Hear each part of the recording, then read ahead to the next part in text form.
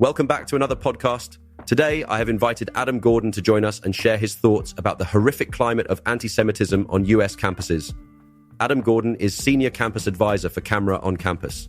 Originally from the greater Boston area, Adam recently graduated from UMass Amherst with a bachelor's degree in political science. With a Zionist upbringing, Adam took a sharp interest in the Middle East from a young age and has spent time living and working in Israel.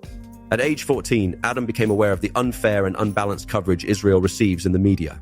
While studying at UMass, Adam spoke out against bias and misinformation, leading efforts to educate his peers on where to find honest, fact-based reporting on Israel and the Middle East.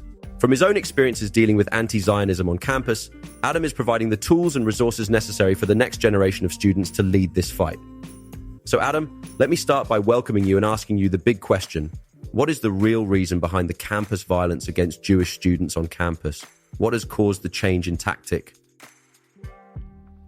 Thanks for having me, Neil. When we look at the current violence against Jewish students on campus, we have to look at this through a much deeper lens. For years, groups like SJP and their affiliates have used increasingly terroristic language, and they've shown outright sympathies to terror groups.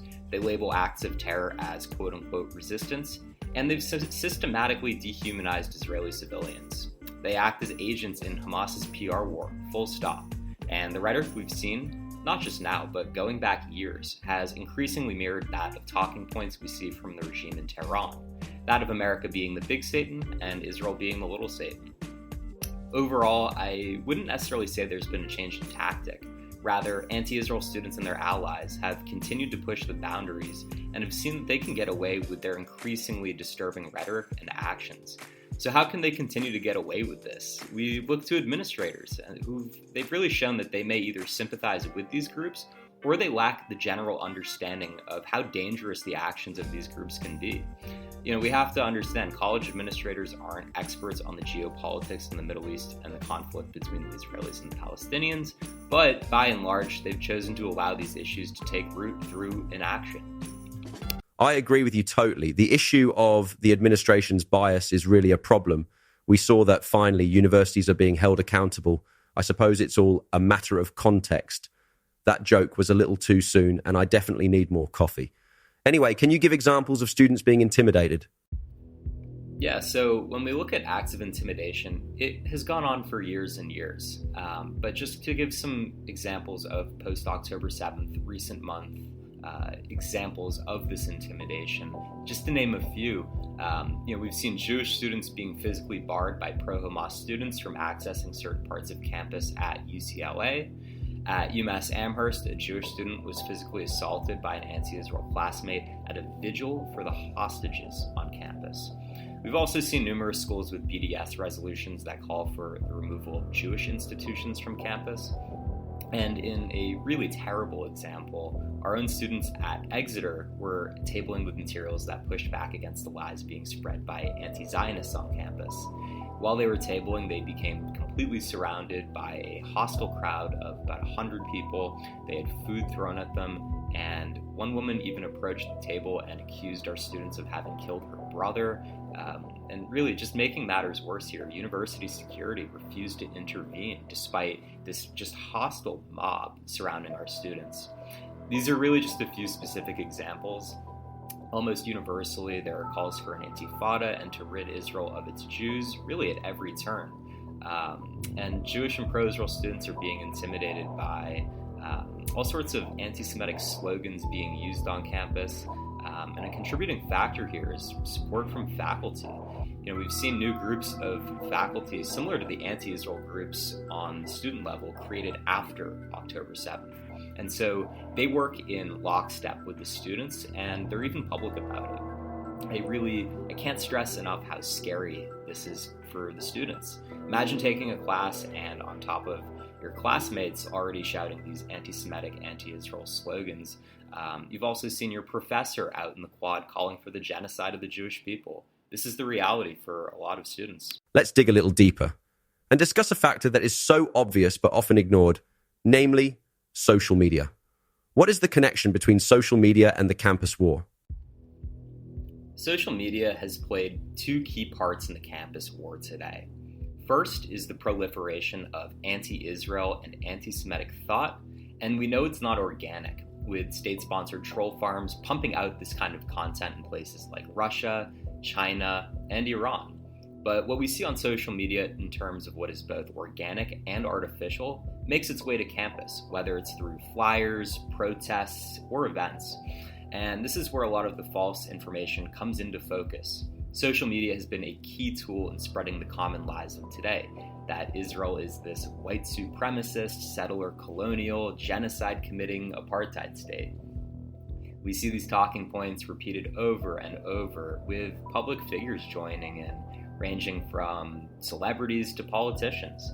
As a result, we've got a lot of younger people, and older people too, taking what they see at face value. And what we see on the quad are anti-Israel talking points from social media really just being regurgitated.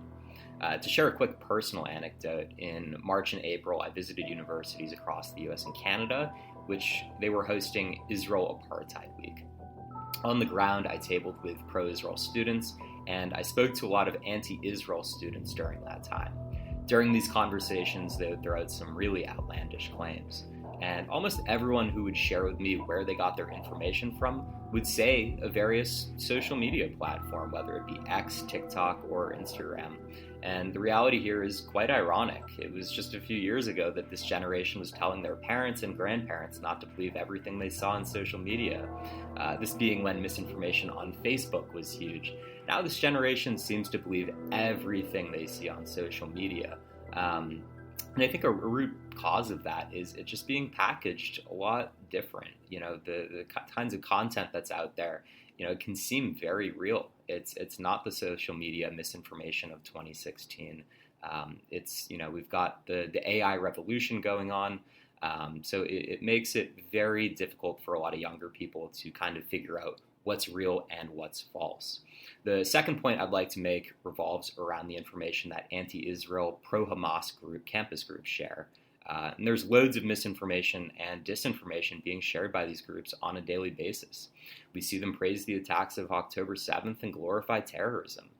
By and large, these are groups recognized as official student organizations by their universities. I'm of the opinion that we are in dire need of university administrators to pay closer attention to what these groups post, especially given that a lot of this content, it really can incite violence and foment hatred of Jews. I would add that social media has created a world where followers, rather than knowledge, create power and influence. On another issue, I am still trying to work something else out, and I don't have the answer. How did COVID-19 affect the story? COVID plays a rather interesting role in this story. In the early days and months of the pandemic, what we saw were centuries-old tropes about Jews repackaged to blame Jews for the pandemic and even the response to it. We also saw Israel blamed for the pandemic and saw false claims that Israel refused to get vaccines to Palestinians. All sorts of really, really terrible misinformation was being put out. And an interesting note on this is that during this time, the hashtag COVID-48 was being pushed online, suggesting that Israel's rebirth in 1948 was itself a virus. And the hashtag was also used by Iran's supreme leader. Beyond this, we know that the pandemic itself had grave impacts on the mental health of young people and their ability to learn. They lost the ability to socialize, and I believe with schools being online, critical thinking during this important stage of development took a massive hit. Couple that with the major spike in antisemitism online, and we have a perfect storm for the rhetoric that we see today to really take root. Wow, I thought I was depressing. So to save me from having to send out antidepressants to all our listeners, is there anything students can do?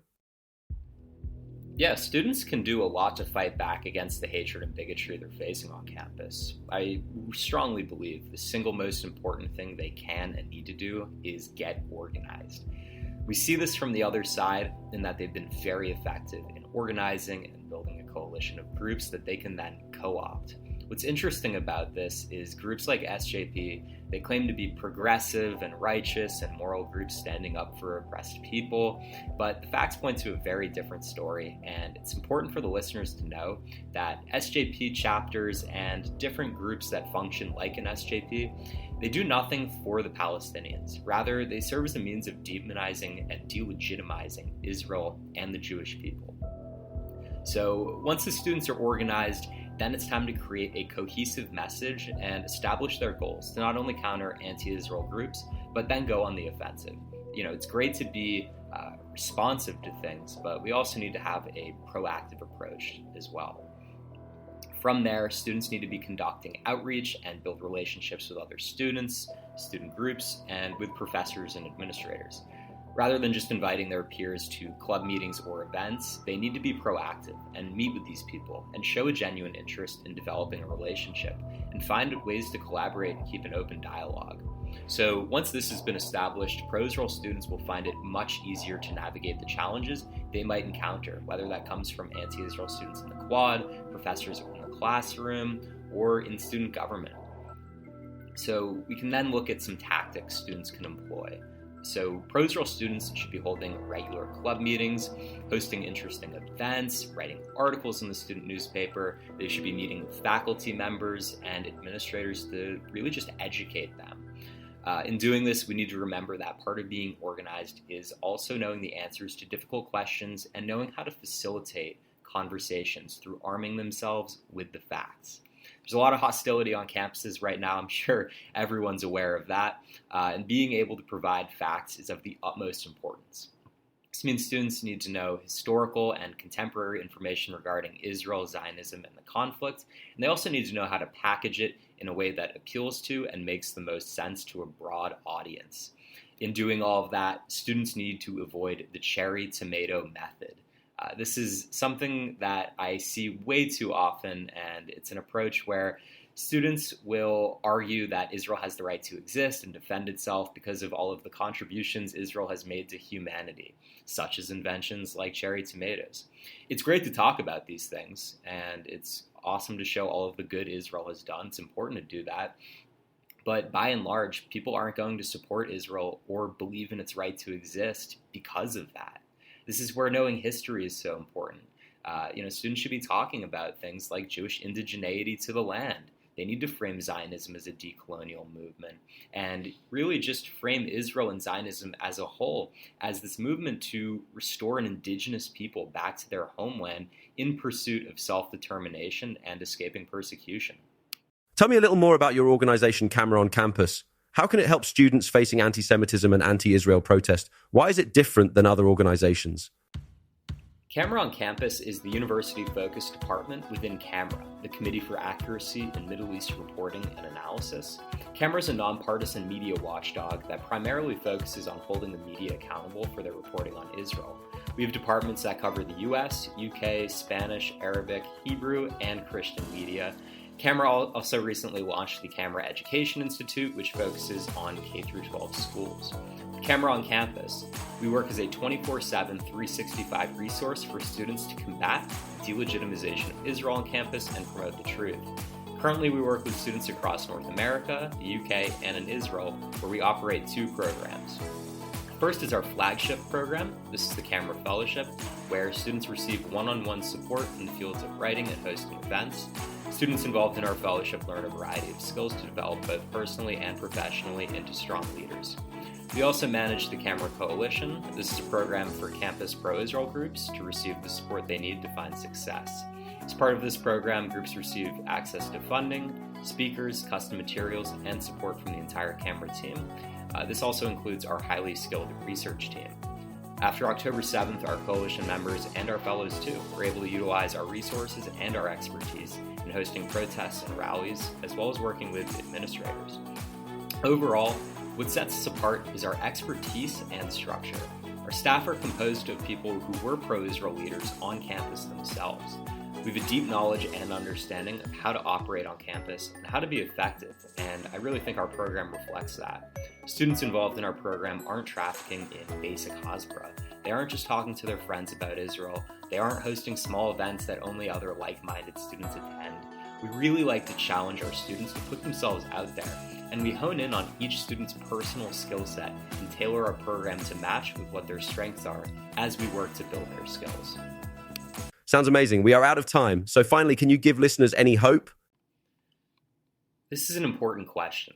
I often speak with parents who are sending their kids to college, and they have serious concerns about the future. Question I'm often asked is whether a school is good or bad. Should they send their child there? And so I think it's really important that we have a strong Zionist presence across the board at all of our colleges and universities. But I also believe the bottom line here is that we're reaching a tipping point. We see the violence on campus, the anti-Semitism, the encampments. Look at the people who partake in these activities closely.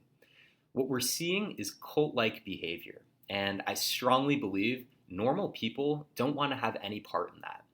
What we're seeing in this so-called anti-Zionist crowd is outright support for terrorism, anti-American, anti-Western sentiment, anti-Semitism, racism, and xenophobia. Neil, I don't know any normal people who behave the way they do. So as this rhetoric gets more extreme, we hope that this movement becomes more off-putting. For years, they've disguised their malign cause by co-opting various social justice movements. But today, they simply aren't as guarded anymore. Just take a look at where these so-called activists are protesting. Synagogues, Holocaust museums. They disturb pride parades. And recently, they protested outside an exhibit memorializing the victims of the Nova Festival. We must also examine who the supporters of these various protests and encampments are. I'm not speaking metaphorically here. It's Al-Qaeda, the Ayatollah, Hezbollah, Hamas, and many others who seek to harm our very way of life. That said, we'll likely see these groups retreat back to the fringes soon. Otherwise, there's a lot more at stake than just Israel. Final point here, and I believe the most important. What gives me hope, and should give the listeners hope, is the hardworking, brave Zionist students on campus. They aren't giving up despite all of the adversity they face, and they're eager to continue leading this fight. Over the last few months, Camera students have appeared before Congress, on the news. They've defeated BDS resolutions in student government. They've held massive rallies on their campuses. There's still a lot of work to be done, but I'm very optimistic about the future. And while we're on the topic of the future, we need strong Zionist students to continue leading this fight, and we're here to support them in this endeavor. For those who may be interested in our fellowship or our coalition, you can visit cameraoncampus.org, where you can learn more and check out the fantastic work that our students have accomplished. For students involved in both our fellowship and coalition, we invite them to our expenses-paid conference in Boston, where they'll learn valuable skills and methods on how to be strong pro-Israel leaders on campus. You can check out more on the conference at cameraconference.com, and I'd also encourage the listeners to follow our work on social media at Camera on Campus. Thanks for joining us today, Adam. We are out of time. Everybody will agree that it was an amazing podcast. Remember to share this podcast with anybody it can help. Also, check out the website awesomeseminars.com for more podcasts, information, and speaking schedules. Keep safe and shalom from Israel.